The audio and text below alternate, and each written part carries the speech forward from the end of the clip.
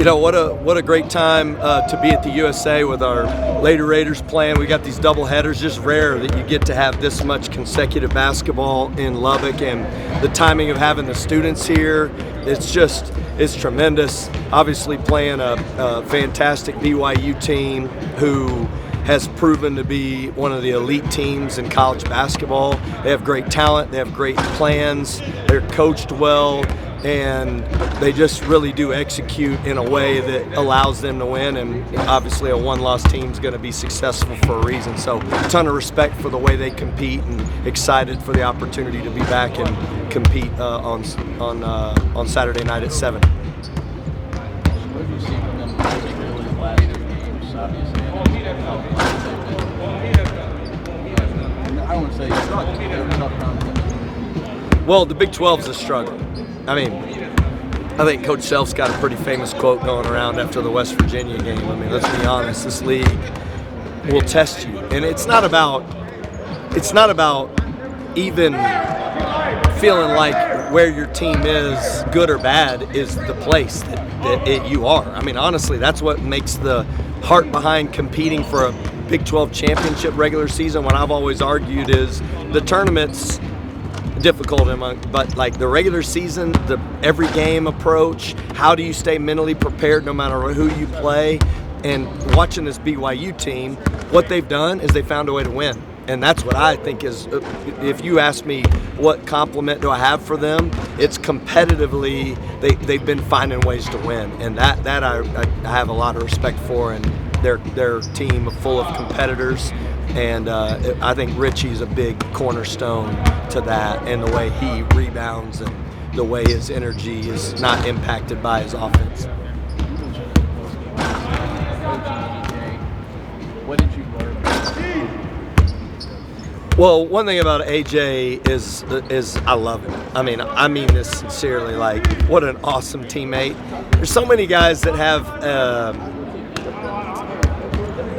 an expectation of who they're supposed to be because of their talent level, and like AJ treats everybody in a way that he makes you feel a part of his team, and that's what I have the most respect for. I mean, he's obviously an elite talent and one of the best players in college basketball, and will be a long-term NBA player.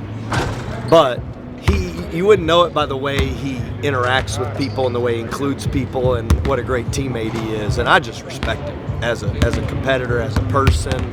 And he has a sense of when the big moments are, and he knows how to capitalize, but he doesn't have to be in the limelight all the time. He's great with sharing the ball, and that's what I loved about him. I mean, I just think he's a great competitor and a great teammate, and he doesn't have to score to impact winning. He can get to the foul line, he can pass the ball, and he can make big defensive plays. He's not only an awesome player, but he's a great person.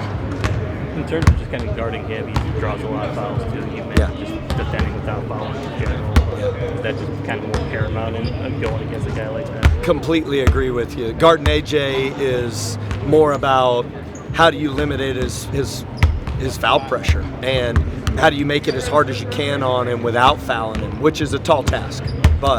And you never do it with one guy. You're always doing it as a team. And you always have to be on edge where he is and who's playing around him and how you want to play, because he can put the pressure on the rim by himself, but I think what makes him special is his ability to include everybody when he is a playmaker. He's not just a scorer. He's not just hunting his own shot. He's a guy that has as good a vision as you have at that position for his size and skill and talent. And you talked a little bit about it after the game, but the 95-96 team, Jake Dickey, they're coming back. What did that team kind of mean to this program? What did it kind of mean to you as a kind of good guy?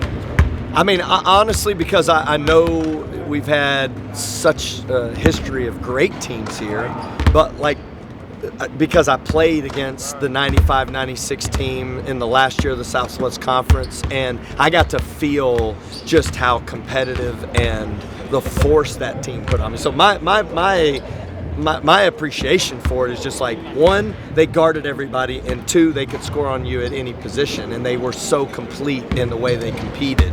And then I got to work for Coach Dickey, and Coach Dickey gave me my first opportunity in college basketball, and I learned how to be a great husband, father, and friend as much as anything. I mean, I would sit up in the office with Coach Dickey at 12:30 at night talking through the plan for the next day, and he just really took me in. He taught me how to tie a tie. I mean, he's just like one of those guys that I think he treated everyone with respect. And I just appreciate who he is as a person as much as I do as a basketball coach. But I felt that team and how good they were. And unfortunately, they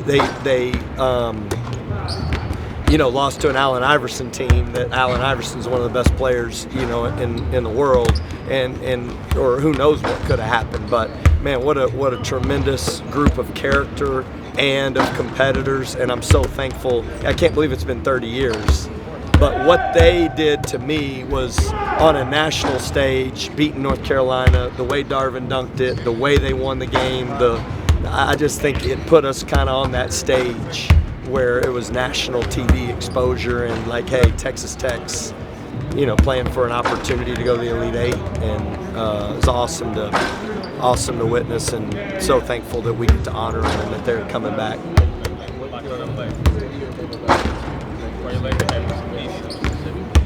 How much time do you want? Do you remember playing in those games or anything like that? No, I don't. I mean, I'm not playing in those games. I mean, like, those are, unless we were down by 30, which maybe I got thrown in at the end of the game. But I mean, I might as well just been in charge of the towels, at that point in my career. But no, what I've gotten to know all those guys, a lot of those guys on the team, and their love and appreciation for Texas Tech is genuine, and like Corey Carr called me, and he's in Israel, and he came back last year, but he was trying to figure out how to get around their games that they were playing and get a flight to come back, and just couldn't make it work. I know we have anticipation of a lot of the guys coming back, but some of them have last minute things that are going to keep them from coming back. But I think a majority of them are going to be here, and we're going to have about 90 total with families and support staff, and all the assistants should be here, and we got like the managers and people I'm close with, like the Jason Stouts will be back. So it's really going to be awesome to just allow them an opportunity to, one, be honored, and to get them together where they can see a great basketball game but enjoy interacting together. So really looking forward to it. Coach, you talked about it in your opening statement a little bit there, but to have the doubleheader, but to have the fans here and the students here tomorrow, how important are they going to be in a game like this? Yeah, I mean, students are why you do this. I mean, I know we got a lot going on here, but that's the coolest part. I was telling this story about my wife. We were leaving after the game on Wednesday night against Utah and talking about the 96 team coming back, and she was like, I said this the other day, but Darvin Ham's going to, was in, she had a lab with Darvin Ham, and then she had a crush on Stan Bonowitz, and just the fun part of like her interaction of, that's what I love about our students and them being here, because they're as big a part of this is the reason why we get to be here, is because we have such a great university and academics, and our guys being in classes with them. I mean, we had 4 guys that aren't here. They had to rush out of practice because they had a 1 o'clock class, and so that's the part that I think ties this all together, is our students and why we do it, and hopefully they get to be a part of something bigger than themselves and realize that this is what makes this experience of being a Red Raider and going to school here and being a part of our university special. Talk about how efficient the defense has been, specifically this top 10 in the past couple of games. What's specifically gone on in practice to kind of make that? Well, I think we've got 2 things going on. One, now the effort is what it needs to be, but effort, and where we experienced difficulty earlier, is we were playing hard but taking ourselves out of play and making mistakes that were tied to the personnel. So I think what we've finally merged is our effort and our competitiveness is matched with an intelligence of understanding what's happening with the other team, not just playing hard for the sake of competing. And now there's a communication, there's a synergy, there's a connectedness to the way that we're approaching the scouting reports, and JT Toppin and Christian Anderson are really the anchors to what we're doing, and they're helping coordinate it, where in the past, and to start, I think those guys are trying to create the same energy and effort without the communication. And that led to a lot of mistakes and a lot of breakdowns. We're having less breakdowns, more competitiveness, more connectedness, and now the effort's matching the intelligence that we need in order to understand scheme, not just physicality and how hard you play. And that's where we've made a big jump. We're really starting to communicate and put the game plan into action. And it's fun to see these guys really grow in those areas. Having played Utah now, watching the BYU Utah tape, is there anything you can take away from that? Yeah, great question. One, BYU is such an elite offensive rebounding team. And if there's one area to this game that you feel like statistically speaking in our league, they're the best offensive rebounding team, and we've statistically had the best defensive rebounding team. That's going to be a big part of this game. And, creating extra possessions for them is really important because they have such good offensive players that you don't want to give them extra possessions. And then two, how do we play this game without fouling at key spots for us? And if there's anything I took away, it was those two things. Thank you. Yeah, appreciate y'all being here. Awesome.